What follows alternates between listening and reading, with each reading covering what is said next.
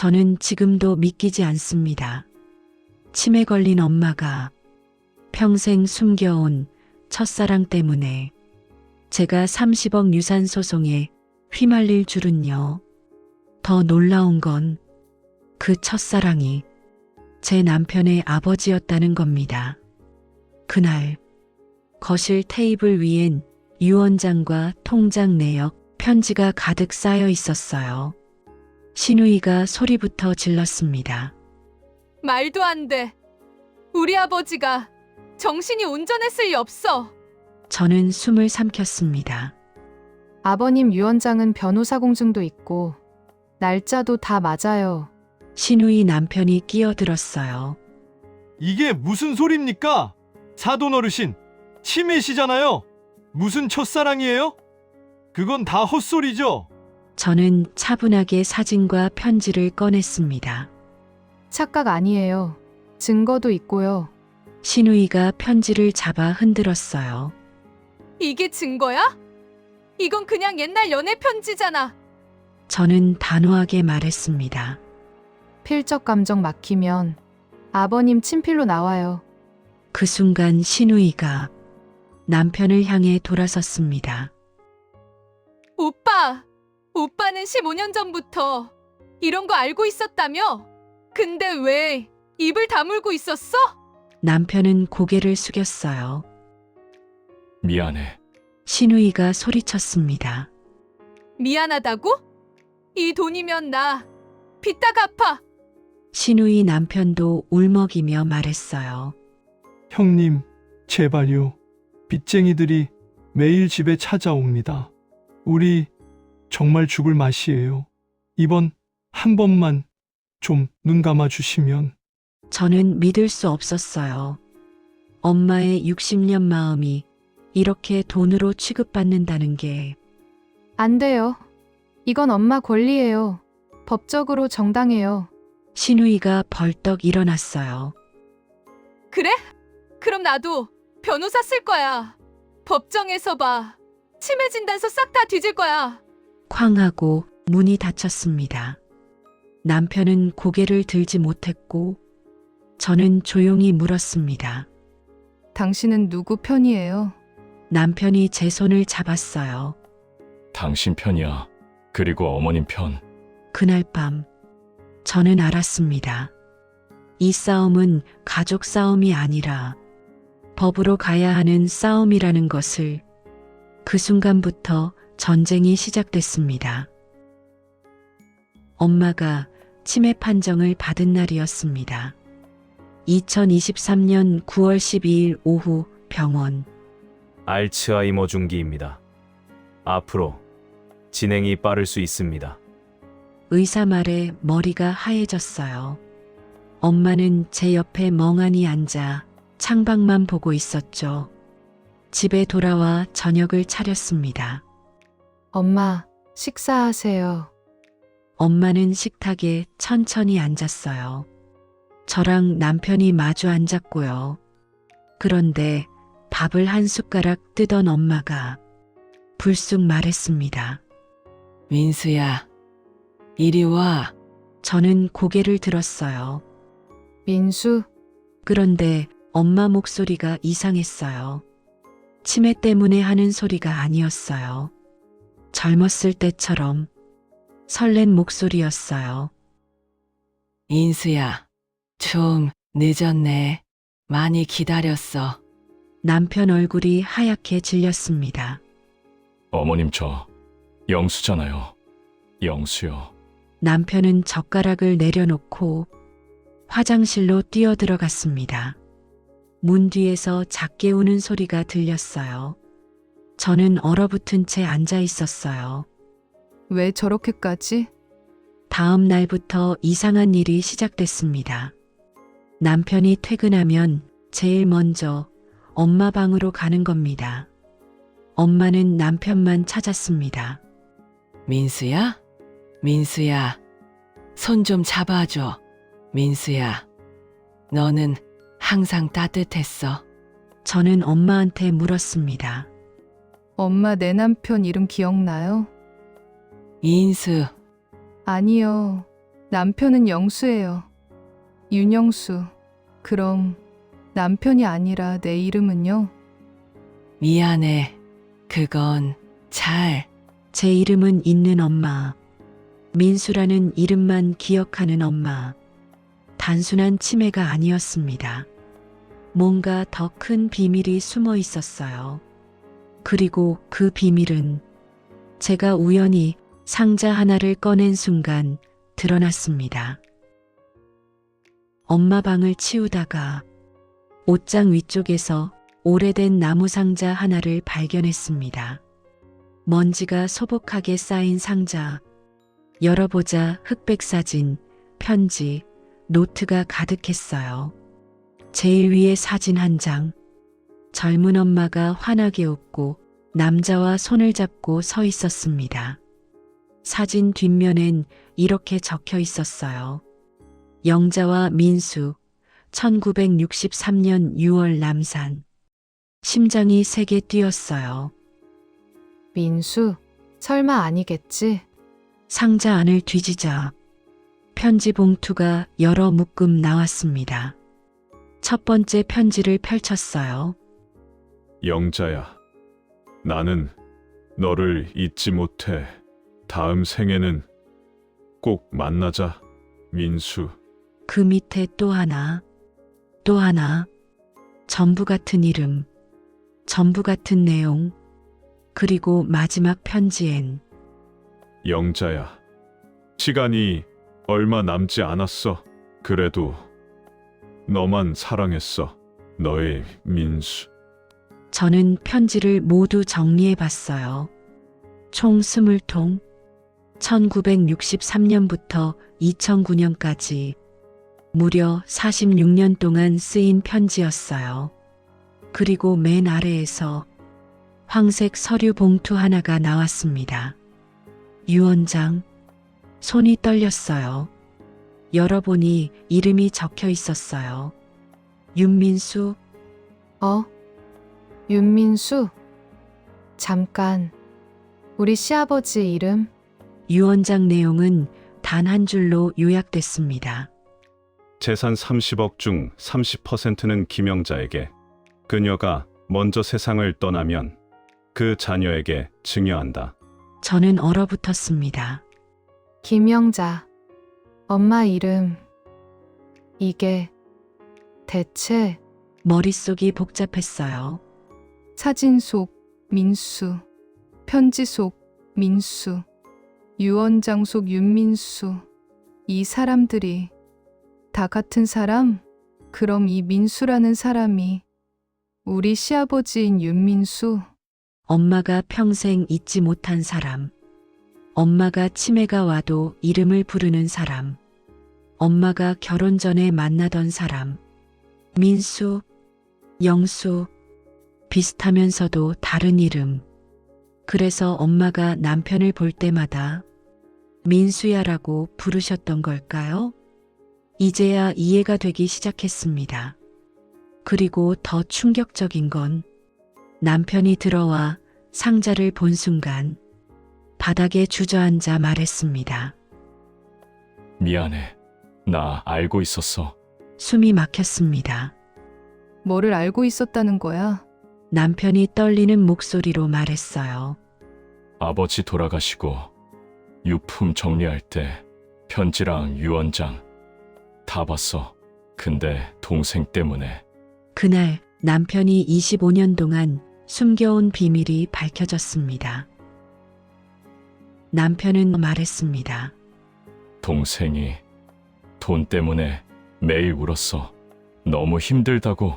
빚이 10억이라고. 그래서 모른 척 했어? 제가 물었어요.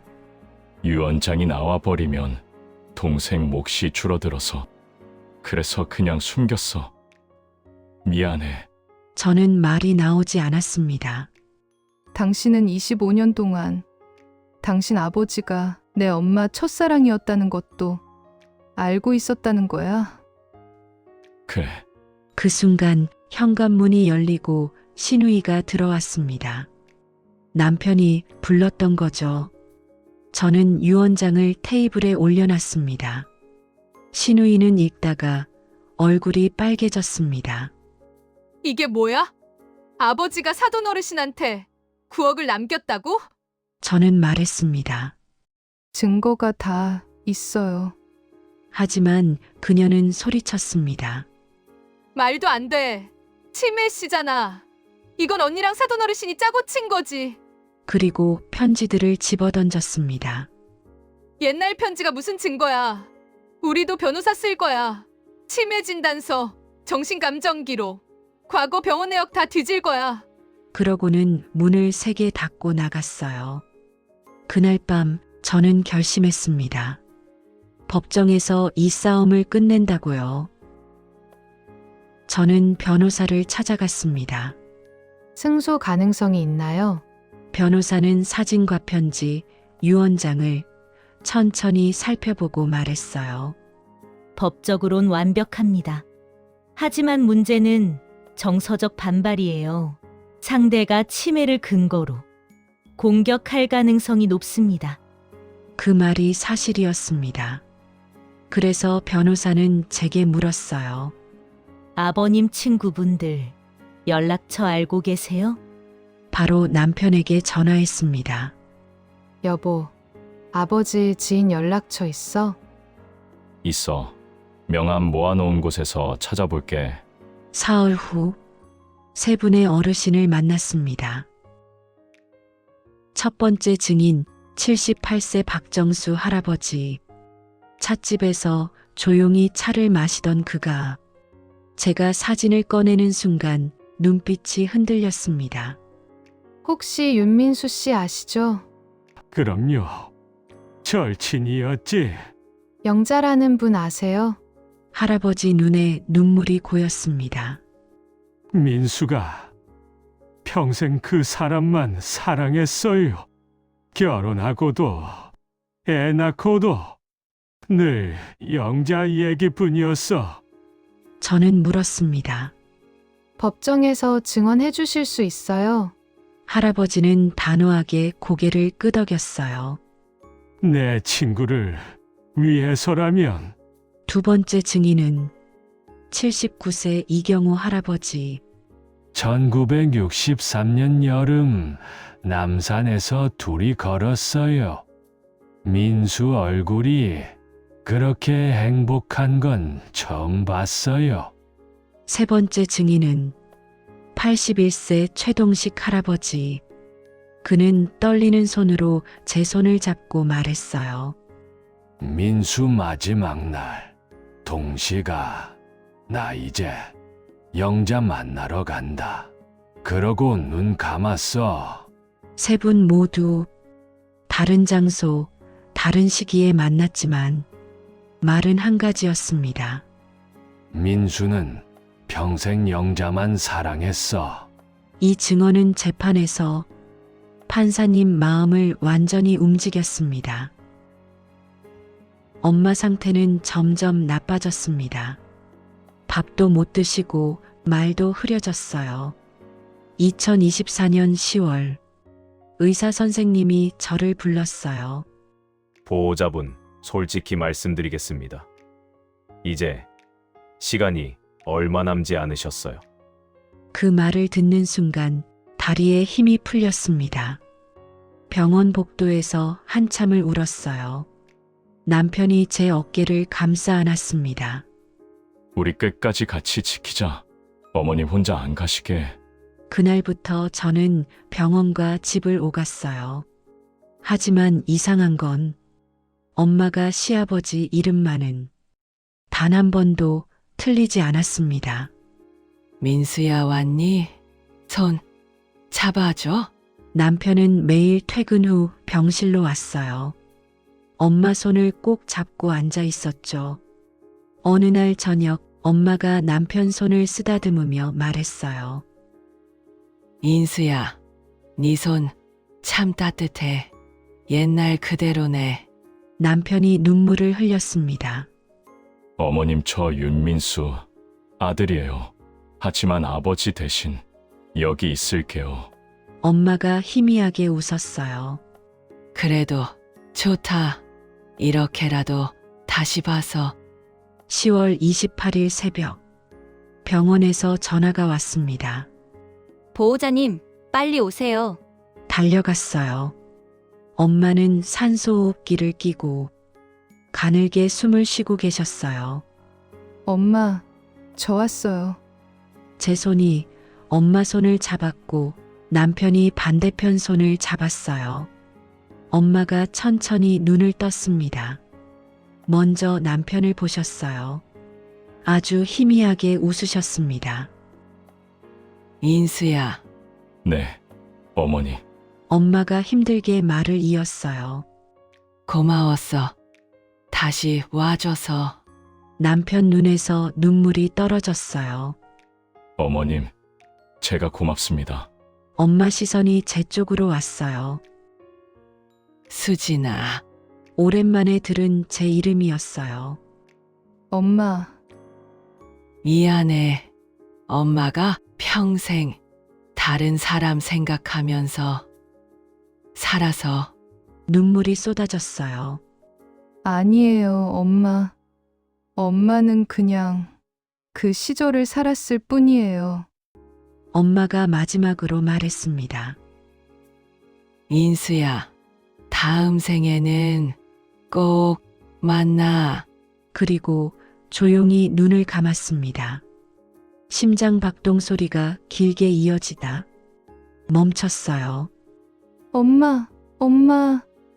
아무리 불러도 엄마는 대답이 없었습니다. 2024년 10월 28일 새벽 3시 27분 엄마는 그렇게 떠났습니다. 2024년 11월 5일 재판 날이었습니다. 서울가정법원 3층 오전 10시 저는 변호사님 옆에 앉아 있었어요. 신우이가 들어왔습니다. 눈에 도끼가 가득했어요. 판사님이 입장하시고 재판이 시작됐습니다. 원고 측 주장하세요. 변호사님이 일어났어요. 피상속인 윤민수는 2009년 정신이 온전한 상태에서 유언장을 작성했습니다. 변호사 공증을 받았고 재산 30억 중 30%인 9억을 김영자에게 증여한다고 명시했습니다. 증거는 다음과 같습니다.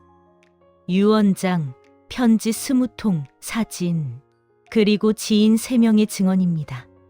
신우이 변호사가 벌떡 일어났어요. 판사님, 피증여인 김영자는 중증 치매 환자였습니다. 이 유언장은 무효입니다. 우리 변호사님이 반박했어요. 김영자 씨의 치매 진단은 2023년입니다. 유언장은 2009년 작성됐습니다. 14년 차이가 있습니다. 판사님이 고개를 끄덕였어요. 증인 부르세요.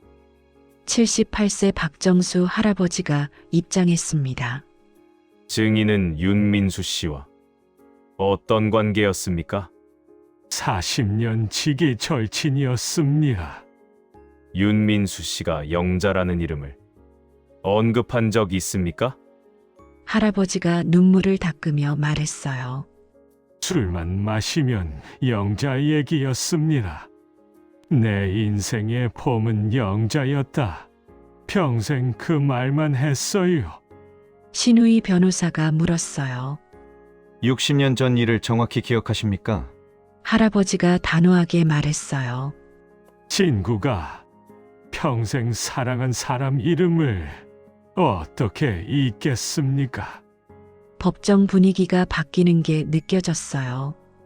81세 최동식 할아버지가 증언했습니다. 민수가 마지막 날 동시가 나 이제 영자 만나러 간다. 그 말을 남기고 눈 감았습니다. 판사님 표정이 움직였어요. 마지막으로 필적 감정 결과가 제출됐습니다. 편지 20통 모두 윤민수 씨 친필로 확인됐습니다. 조작 흔적 없습니다. 판사님이 말씀하셨어요. 증거와 증언을 종합한 결과 유언장은 유효합니다.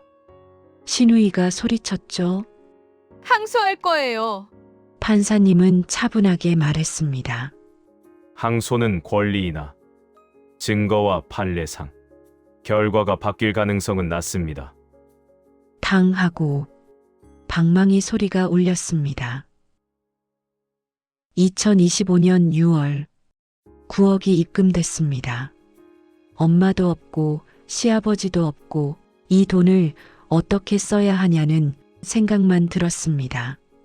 신우이는 전화해서 울며 말했습니다. 언니 제발 3억만 줘. 빚쟁이들이 매일 와. 저는 말했습니다. 미안하지만 안 돼. 우리는 그렇게 연락이 끊겼습니다. 저는 결심했습니다.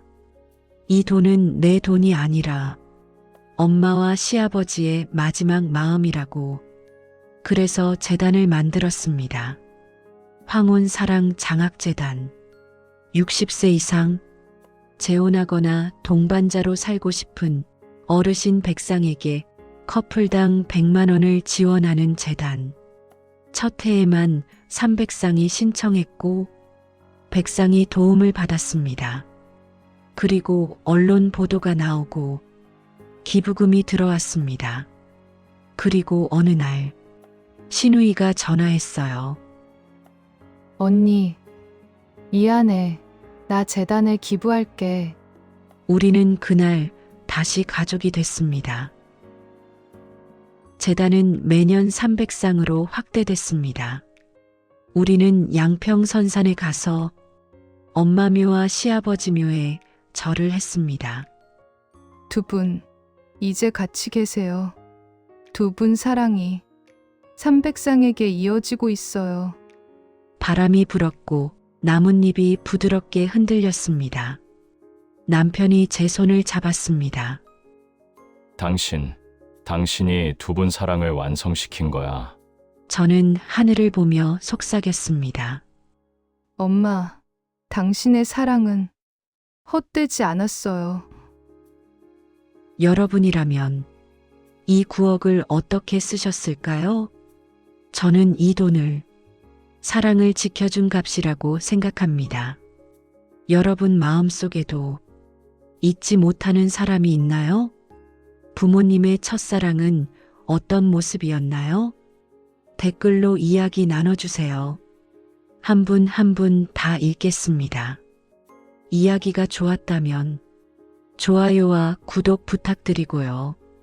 시니어 다락방은 어르신들의 진짜 이야기를 계속 전해드릴게요.